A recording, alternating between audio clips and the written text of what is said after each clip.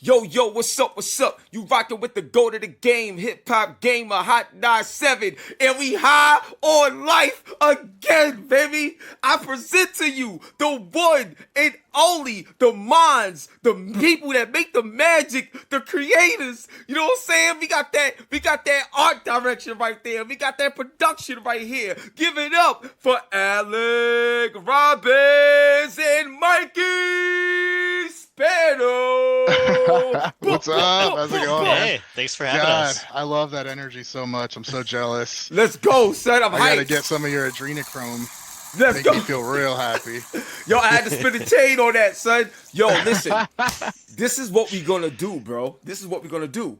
The first question I got for y'all is, when are we gonna get Method Man and Redman to have their own high on life guns so we can really have a smoking gun in the game? What's up? Talk to me, Mike. I'm gonna let you take that. Then Alec, you can take the same question. Yo, Mike, talk to me, son. All right, yeah, sounds good, man. So yeah, I'm Mikey over here at Squanch. I'm the art director and work on creative direction with a couple other people. Just so you guys know who's talking. And then yeah, I think getting them in would actually be really fun. We had dual pistols that I think would have been awesome, to get them in on there. But maybe there's a future where there's like a skin or something we could do where just get a few lines from them just as a fun like future thing. But hey, if you can connect us, send them our way. I would love that. I think that would be awesome.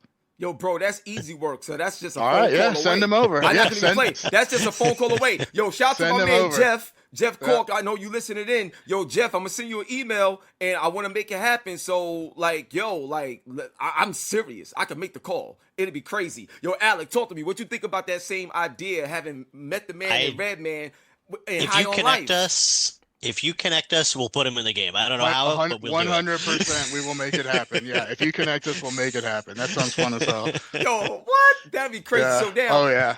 So now, one of the things I wanted to ask y'all is, absolutely. So and I can't wait to show y'all what's about to happen because I love the game, and the game Cool, yeah. made me want to ask these questions. You know what I'm saying? Because it's that dope and that engaging. So now I gotta bring this to you, man. Like the concept of like the way y'all opened up the game and you got the bounty on your sister and all this other stuff that's going on. One thing I love about the game is how you traverse it. With the skateboard and start opening it up. Like, what gave y'all the idea? I'm gonna come to you first, Alec. But what gave y'all the idea of adding that skateboard and having that free flowing combat while grinding? Because it makes me think about the Jet Set Radios of the world and the Tony Hawks and stuff like that. But in a shooter like this with so much personality, it is genius, bro. Genius. Alec, break it down for me, and then I'm gonna come to you, Big Mike. Yeah, thank you. We love Tony Hawk games and Jet Set Radio too. Like, we're like a huge fan of that stuff in our studio. And I think in the first game we had done a couple little references to Tony Hawk. We had kind of started to flirt with the idea of some skating stuff in the game. And for the second game, Eric, our design director, another creative director at the company, really got set on, hey, you know what? I want to try this out. I want to prototype what a skateboard would look like in the game. And so we put something together, and very early on in development of the sequel, we had a working skateboard. It wasn't exactly as it is in the final product yet, but even with the early blockout levels when the game was barely even put together, it was already so much fun to just skate around. And it steered the whole ship. We're like, you know what, let's start building stuff around this mechanic. And it evolved from there. I think once we decided to replace sprint with skateboard, that's when we were like, oh shit, we have something really special. Wow, got you. So, Big Mike, my question for you is, I always love the personality that the guns bring. So, what I want to ask you is, like, I remember, shout out to my man Lauren Lanning, I remember playing Our Worlds, Abe's Odyssey, and how the gun came to life back in the day. I love that. And now, seeing where we at in 2026 for what y'all doing, the personality around it, I would love to know, was there any inspiration, from Lauren Lanning with that design with Abe's Odyssey, but also what's some, how did you find the balance of making it to where people could actually develop a relationship with the weaponry? So as they're playing the game, it's like, it's kind of like the Deadpool effect. It was amazing, bro. Yeah. I mean, there's so much that goes into designing each of these guns that we're subconsciously always pulling from stuff that we love. I grew up just Lorne was like a hero of mine growing up. You know, everything he did was just my favorite stuff. So Wow. I've got like some collectibles and stuff from those games, but you know, Abe's Odyssey, Munch's Odyssey. I mean, Munch's Odyssey got kind of a bad rap, but I thought it was I awesome. love And then, that game. Yeah. yeah, and of course, Wow. like Stranger's Wrath is one of the best Stranger's games ever Wrath, made. Yeah. Stranger's Wrath is everything, bro. Yeah, yeah. And I think when we started out on this, we didn't really make that connection that that's what we were pulling from. And then we showed our initial like announced trailer for the first game and people were like, "Hey, this reminds me of Oddworld." And then I was like, "Oh, you know what? This is heavily inspired by Oddworld." And we just didn't even think of it because it's so ingrained in our heads, you know? And then one of the bigger things is like you said, how do you get the personality of the guns to go along with this really weird style, and like how do we differentiate ourselves from what Oddworld's done? And you know, Alec, who's obviously in here, Alec is our narrative director and also head writer, and he has such a good sense for character development and like what makes this particular character archetype funny while also Mm. being relatable. And so he tends to do a really good job of balancing both those things. Like at this moment right here, if this person made a joke, they're going to seem like an asshole, right? But if they make something that like just a random thing, then they're not really getting involved, but they're still, you know, they're still part of the team without bringing things down. Like Creature's a great example of that, where Creature really doesn't have anything useful to say, but when he says it, you're always like, God, I love that guy, right? And that comes from like very specific writing that goes along with those characters that when you're playing a game, you don't realize how much thought is going into every little thing. You know, we've got Alec has some other writers underneath him too that he uses, but he's typically the one establishing these styles for each of the characters' personalities. Wow. Now I gotta ask you this, yo, Alec. This is very Yeah. important. So as I'm playing the game, especially in the beginning, I'm loving where the story is going, and I'm the kind of person where I watch some of the TV shows like that's in the Yeah. game. It's Oh, like yeah. I actually Good. watch it. That's what we So, want. Yeah. Yes. So what's very interesting to me is like the human pill, like the brain and how you got all these humans. But it's funny because like you're a human playing it, but the character isn't human, but it's talking about humans and stuff like that. So break this down to me. Is there, and the reason why I'm like zeroing in on this a lot more is because The Simpsons is crazy. Like it's like they never get anything wrong. Like you know what I'm saying? Like Simpsons is crazy. But when I'm looking at this and I'm seeing the way the world is, it's like, yo, what's really happening? Or is there something y'all know that we don't? That's how y'all gotta play this game. Get this game. Like, get the game right now. It's that amazing, yo. So break it down to me, Alec, like the theory of the story and the concept of the human pill. Sure. I mean, there's some social commentary here. Like in the first game, we had this evil drug cartel, which was a way to. We didn't really get too deep into it, but it was a way for us to talk about the drug trade and what it would be like if, in a sci-fi twist, humans were the drug that was being sold. So for this game, we decided let's try to make it feel a little bit more biting. The commentary is a little more cutting, and we refocused it towards big pharma. And what if this evil pharmaceutical company was going to turn humans into pills and do it all legally, which would be like, how do you even stop that? Like they're doing it by the books. They're not doing anything against the law. They're just changing the laws to make it so that they could turn an entire species into drugs.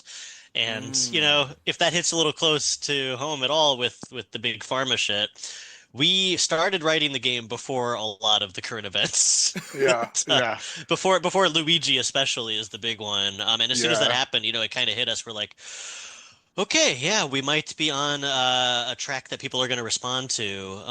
And you know, that's all intentional. We kind of see what's out there in the world. We're trying to make the game relevant to things that are happening. We don't want to bring you down. We don't want to bum you out and remind you of current events too much, but we do want the game to feel relatable. We want the story to feel engaging, and it's a way for us to point at the world and make fun of it a little bit. What you're playing is going to be relatable to you because you can recognize certain things about the world that are being, you know, transmuted into the game. It's all part of the Wow. fun.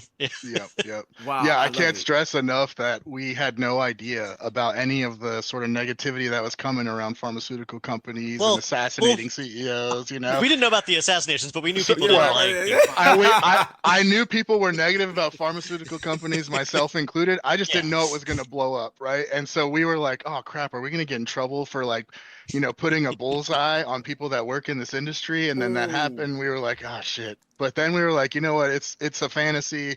Games are just a fantasy people want to live out. And if they want to enjoy doing that because it's fun for them, that's their choice. And if they want to do it because they want to save humanity, that's their choice. There's a lot of ways to look at it. That's not encouraging anybody to do anything other than just think, and I think that when you wrap it in a really soft, funny wrapper, it gets people thinking about, how do I actually feel about this? Like, this is interesting. And then they might dig a little more and maybe they won't, but we try not to give them an opinion. We just try to introduce an idea and see how they go, see how they feel about it. I like that. Bars. That's bars right there, bro. So now I got something major, bro.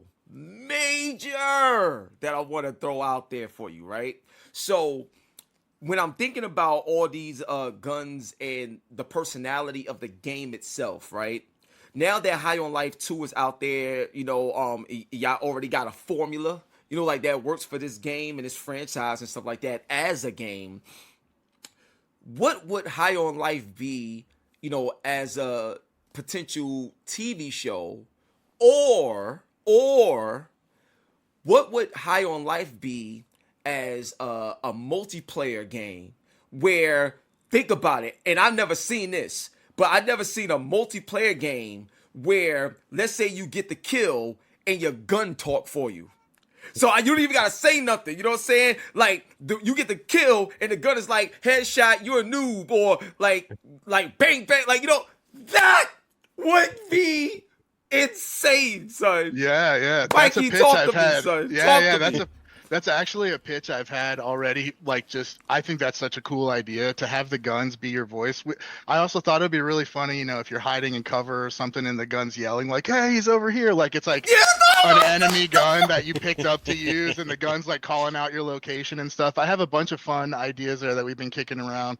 We don't have a plan for a multiplayer High on Life game, but it is something I very much want to do. Like I want the studio to start getting more into co-op, multiplayer, that kind of stuff. But it's definitely down the line from now. And I think for this particular iteration of the High on Life series, we have it's really a story we want to tell. So if we end up doing a third game, we're likely going to wrap up the story of this timeline in that third game. And Alec and I have already been talking about what that looks like, what we want that to be. So we're just hoping the game does well enough to justify a sequel, and then we're stoked about the story to finish it all up. And then after that, it's open. It could be co-op, it could be multiplayer, it could be anything. But I'm totally there with you. Like, guns that talk in a multiplayer game is fun as hell. So I'm down.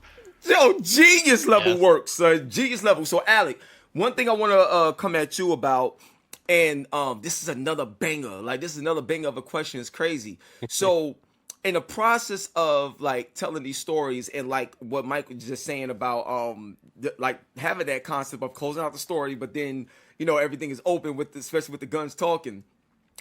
When you are getting your scripts together and writing and all this other stuff, man, you have a lot of talent out there. You got the Ryan Cooglers, like of the world out there, making all these major movies, the Jordan Peeles. And we seen Jordan Peele get with Hideo Kojima, for the OD video game. Like, crazy stuff, man. If there's somebody that y'all could bring into the High on Life fold to work with, to take it to the next level, who's somebody that y'all admire, that y'all love, that y'all would like want to work with? And me personally, as a fan, you know what I'm saying? Like, what's the name?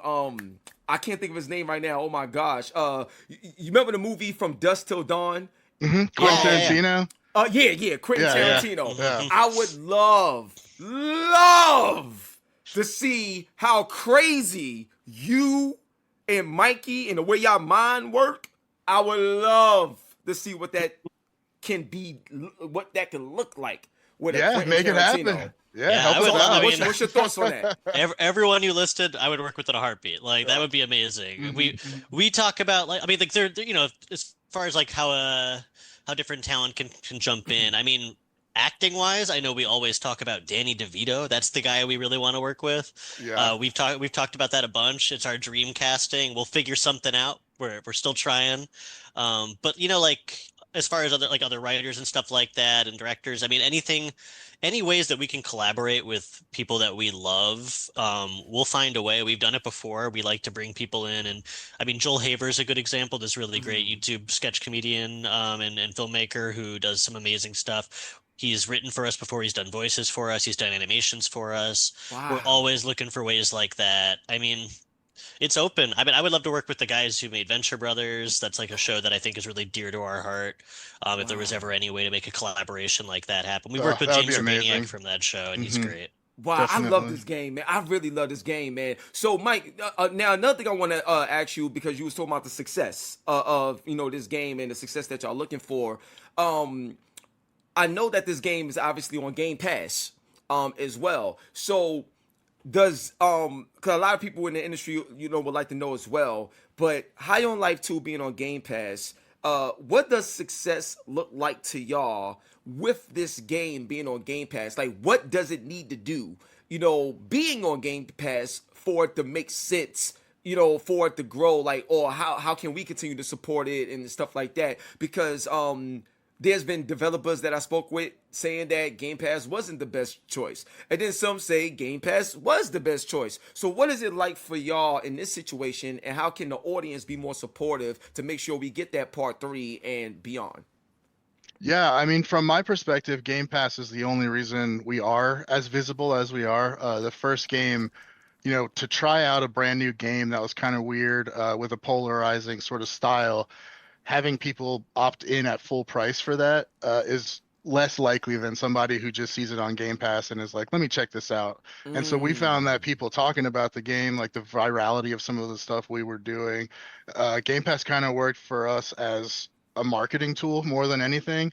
And then on top of that, knowing that players are out there that might not be able to afford a full price game right now can still play, can still have fun and get the full experience. Like, we make games because we want to play the games. We don't make them to make money, but it's nice that Game Pass exists that kind of lets us serve both of those things, so we can have players playing just because we love that, and then still bringing the studio potential money at least through marketing. I think this time around we were lucky enough to get a deal in place where we could be on Game Pass, but then day one we're on Steam, we're on PlayStation, and pretty soon we'll be on Switch too. And so Microsoft was generous enough to let us kind of get the best of both worlds. So for us personally, I do see Game Pass as a positive, but I do totally get the sentiment of it being a dangerous thing where people check out your game for free on Game Pass, don't like it, and it just dies, right? Like there's definitely two ways it can go, and luckily for us, we got the good end of the deal.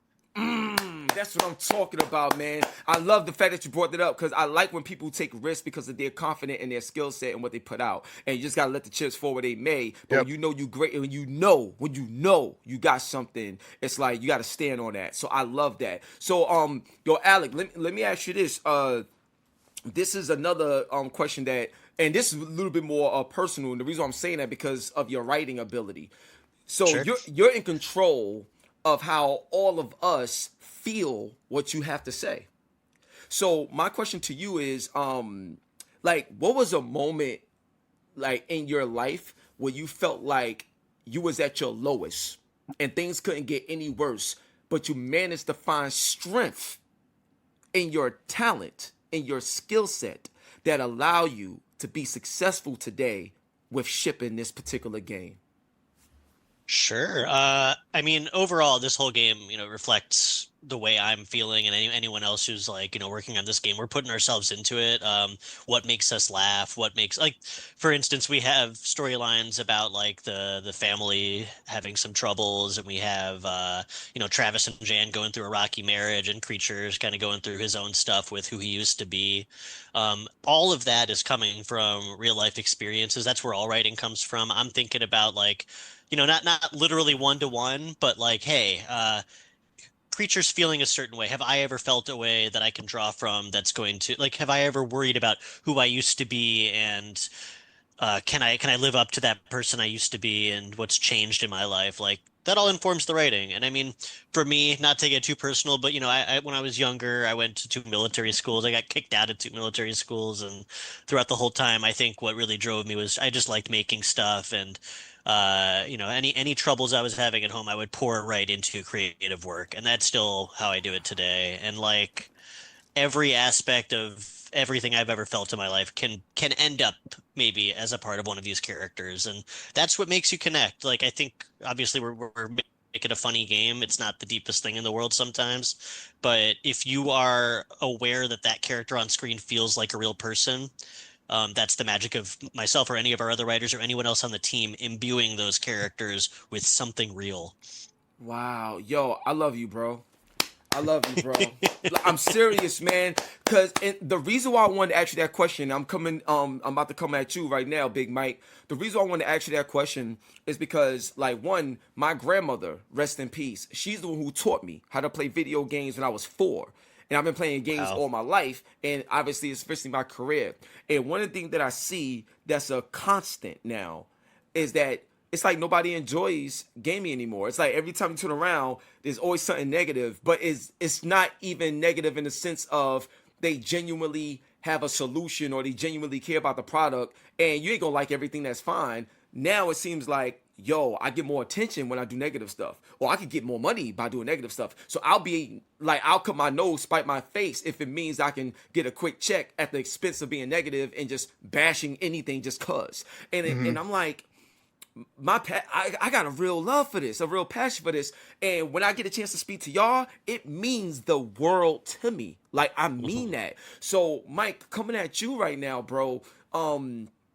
Has gaming? Is there anything in your life coming up that you may had to truly face a fear, but your process in game development and your passion in game development, how did this medium destroy any fear that you ever had so that you can really be the Mikey that we know now?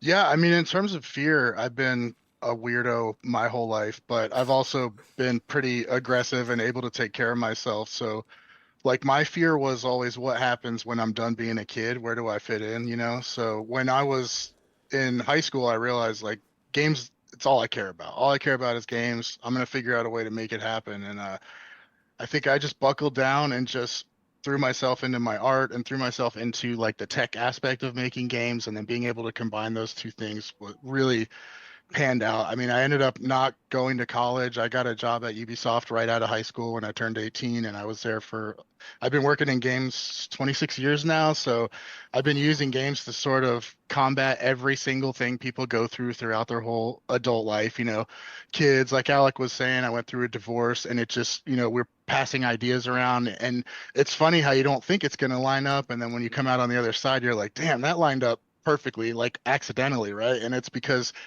art is cathartic for trauma, right? So a lot of people will play a game and they'll be like, I don't know what it is about this thing that really I love. It's funny or it makes me feel a type of way. They might not know exactly why, but if you were to sit down and really think about it, most likely there's something in your past and you're expressing yourself by like you kill this enemy that you hate and the enemy did something similar to what affected you when you were a kid. And you might not know it consciously, but deep down you're getting that like satisfaction, that dopamine loop of like, I just fixed something in my own life, even though that's not what happens, right? And Wow. when we're making this stuff, it takes a long time. And so, like, throughout the process, things are happening. Like, my dad died during making this game. I went through a bad breakup, like, in the finishing up the first game. And both my grandparents died in the first game. So it's just like a lot of stuff that happens throughout that affects what you're working on moment to moment. And I think a lot of that leads to the game being so varied in terms of what's in there, right? Because I might be feeling like, oh man, let's do something depressing or scary, or let's do something really happy to lift the spirits. And so you get all these little kind of crazy moments throughout the game that if you were really to look at it, you know, one might be a trauma Alec went through and didn't realize, one might be something I did, or one might be something Eric went through. And everybody's going through trauma all the time. So there's always a way to relate, you know? And it's all accidental for us, but I'm glad it happens. Wow. Yeah, if I can get story nerd for a second, like I mean the way a lot of stories work is, the Joseph Campbell like hero's journey is sort of the most universal story you could. I mean, this is something like everyone said this a million times, but every story is essentially the same. And so even though I've never been through a divorce, the story that we're writing in the game and like I'm finding things that in that universal story I've been through that I can relate to. And so you're just going to see that mirrored throughout every little experience that's written. Wow. Yo. Oh my gosh. Yo, the reason why I ask questions like that, and the reason why I'm thankful that y'all able to be vulnerable enough to share this, is because there's a next generation of kids that's growing up too. And what I want people to understand is when you pick up a controller and you playing a game, like you playing somebody's blood, sweat, and tears. You playing somebody's heart. Like you playing like their baby. Like you this is what you're doing. So when you talk about it, whether you like it, whether you not, whatever, be respectful in every way, regardless of what it is. Because yeah, and if I can say, if you you don't mind, like our game is not the most like we don't have a lot of like execs overseeing and making it all squeaky clean. Like we are putting raw energy into this game. as raw This as is it us. gets. Yeah. Yeah. So you are getting.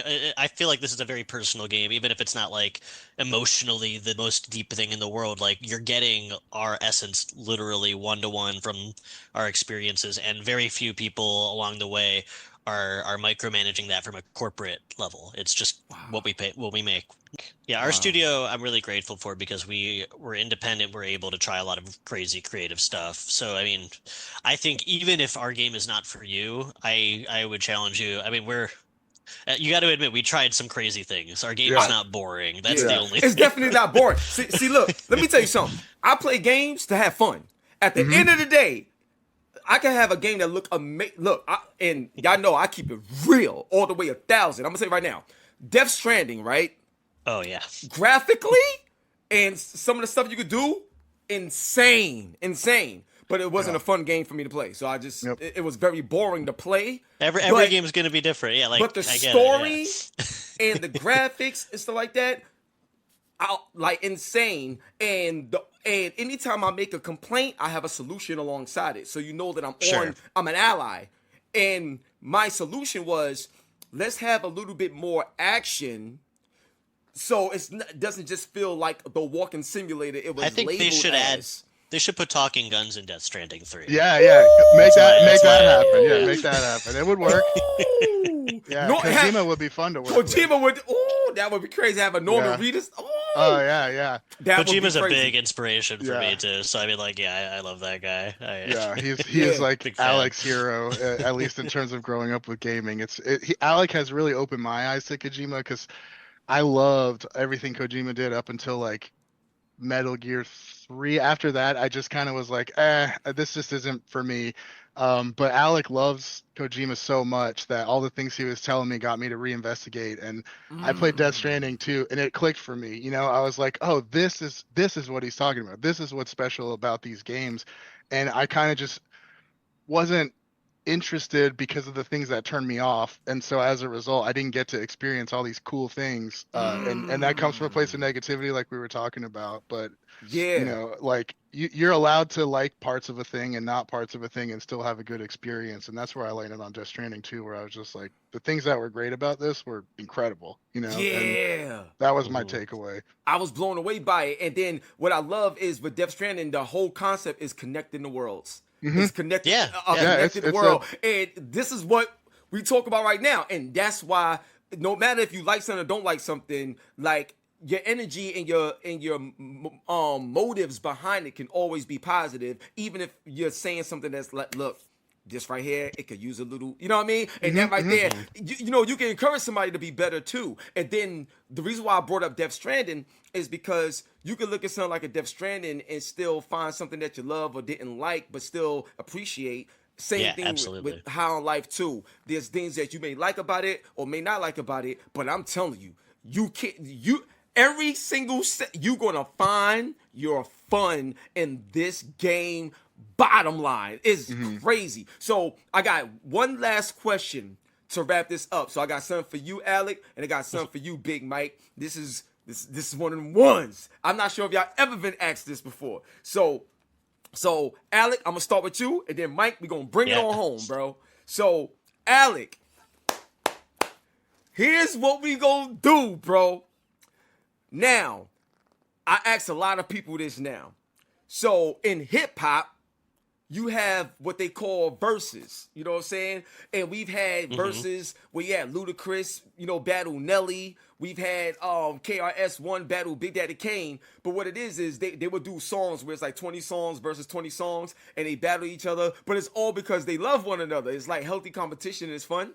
So Yeah. as a writer, bro, in the gaming industry, if somebody said, yo, you want to have Alec versus who in a writing battle for the next video game that they do, and the budget is, you got 50 million here, 50 million here, that's the budget, you got to make a game, but you are the writer. Who are you gonna battle to see who is the best writer for a game that the fans get a chance to play and experience, bro? Break it down for me, son. Who you battling, son? Okay, give me Shigesato Itoi, who did Mother 3 and Earthbound. Let me go toe to toe. Let me That's try my actually hand. that's a really good matchup. Yeah, What? I can see that. Yeah, Let me try my hand. Let's see how I fare. yeah, I think he'll clobber me, but I think it's gonna be, like you said, a healthy little. I want to see what I can do. yeah. Wow. I think everybody wins in that scenario, so that I'm down to see it. I'm down to have that too. Let's go. So Yeah. Big Mike, coming to you, man. Same question, but in your field. You know what I'm saying? In your field, same question. Who's that person, respectfully, that if y'all got the same budget to make a game, you get your own team, whatever it is, but you're battling based on y'all individual skill sets to see who get the best game out there. Who are you gonna call out for a respective battle, son? Oh, that's so tough because I love all anyone who's doing stuff similar to what we're doing, I love. So, in terms of it being a battle, that'd be tough for me. But like there's Tim Schafer who does the Double Fine Studio. I think his stuff is probably closest to where I'm at. So that would be a really fun one to do. There's a lot of smaller indie people whose work I love that I think would just run circles around me with the budget that we have in on High on Life, and I honestly, I would just love to go up against any weirdo that's passionate about making games, because I think that's my industry, is just being passionate about stuff that nobody else is doing, and there's not that many people out there doing that, so I would welcome it. Let's go, Tim Schafer. Yo, that would be insane. So Be look, awesome. I'm telling y'all Yeah. right now, man. I love this. And before we get out of here, there's something new that I like to do with all my guests. And I would love to ask y'all, what was it like being interviewed by the GOAT of the game himself, HipHopGamer? Like, what was it like being interviewed by me? Because I always want to make sure I do my best, because y'all give me y'all time. And y'all don't have to. And I love it and I appreciate it. And this is my life as well. So, Mike, I'm going to start with you, and Alec, you can close it out. But what was your thoughts on being interviewed by HipHopGamer, bro? I really enjoyed it. Yeah, I mean, it's definitely like a energy level I'm not used to in the best way. And then what we talked about is different than what we're usually talking about in most interviews, where it's a lot more about what goes into the thought process of making this stuff, and like how it's tied to emotions, and bringing up positivity and well-being, I think is something that's really, really needed right now. So I thought it was a really great interview, and I really appreciated it. I love you, man. Thank you so much. Alex, same question before we get out of here, man. What was your thoughts on being interviewed, by Yeah, man. HipHopGamer? I give you a 10 out of 10. This energy is great. I think you're asking a lot of questions that I don't get in interviews. I think you're keeping it focused on the creative side of things and the emotional side. I love that. I love what we talked about, man. Yeah, really great Wow. stuff. Oh, man, that means everything to me, man. Thank y'all so much. Love you all. Make sure y'all lock in. High on Life 2 is out right now. Buy it, play it on Game Pass, support it. Let them know that they are loved for their work. You know what I'm saying? And on that note, it's the GOAT of the game, HipHopGamer, on your Hot 97 every day. That's my word. God bless y'all. And we out of here. Peace.